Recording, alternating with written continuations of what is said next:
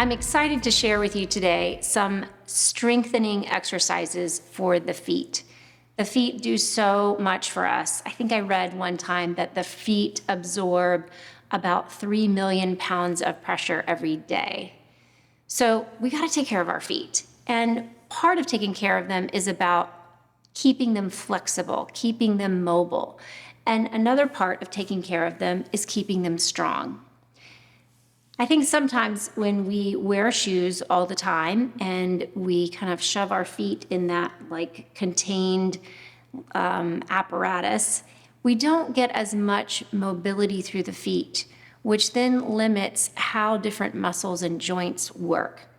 So these exercises are meant to help stimulate the proprioceptive feedback in the feet, to awaken the feet, and then also really work to strengthen the muscles in the toes specifically, so that as we walk and we push off, we're using the feet instead of shuffling or sort of lifting from our thighs and our back to bring our legs into a walking gait movement.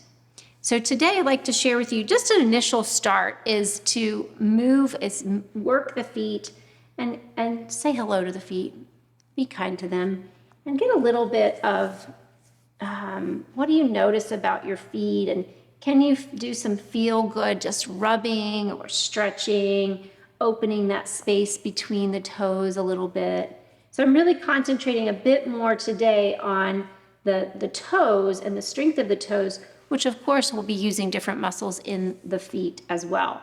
So once we've done that, you might just wiggle those toes around a bit. Notice how they move. And if one toe kind of is stuck to the other, maybe you help it out along a little bit by moving it manually yourself. And hopefully it begins to learn a bit of a new pattern there. And so really opening up, getting that stretch through the underneath side of the toes, little scrunching and fanning out of the toes is really helpful. And then the next thing we're going to do is lengthen the toes and see if we can lengthen as much of the underneath part of the toe as possible to bring it into contact with the surface under you, the floor under you. So we're going to bring that big toe up and gently place it down. And then the second toe, lifting it up, the fingers going underneath it, and lengthening it out and placing it down on the floor. The same with the third toe, fourth, and fifth. So we want to have as much of the contact of the bottom part of the toe connected to the floor as possible. And already, notice if you can feel that little bit of pressure being pushed down into the floor. Now, sometimes what happens is that we scrunch our toes. I'm kind of showing you with my fingers here what the toes do. And the toes like to curl up. And that creates a lot of space between the bottom part of our toes and the floor, the surface. So part of this practice is learning how to lengthen out those toes and really feel the underneath side of the toe making contact with the floor. So that's the first step, is just notice as you could do this sitting in a chair and just sort of place a little bit of weight or pressure down. And maybe you visually look at those toes and see if they are flattening out into the earth as opposed to gripping, bracing, kind of curling up. We want that flat, lengthened position. So that's a start.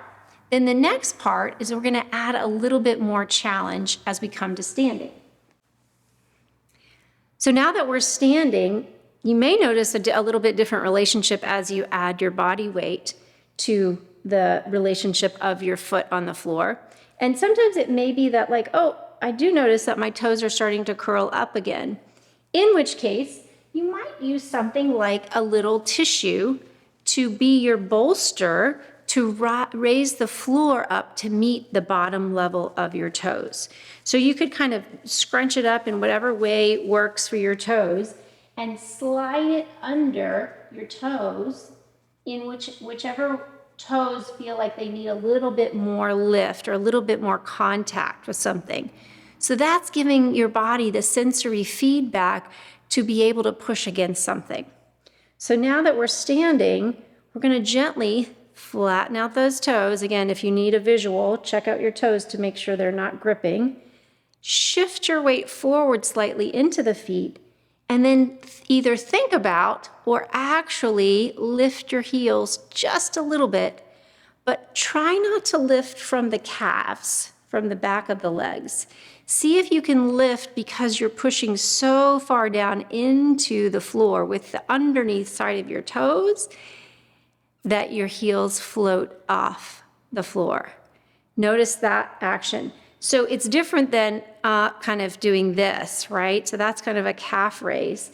You're really working the bottoms of the muscles on the bottoms of those toes. So I do a little shift forward. I lengthen my toes and press into the floor a little bit more. And then notice if I can keep pressing almost through the floor, and that allows my heels to lift up and out.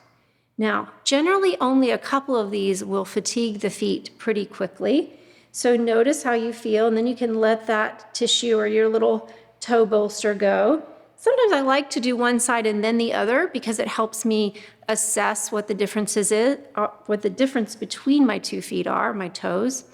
And then you can also maybe take a little walk around your space and notice specifically that part where your toes are pushing off of the floor, and noticing if the bottoms of the toes can really feel that same engagement, that same strengthening.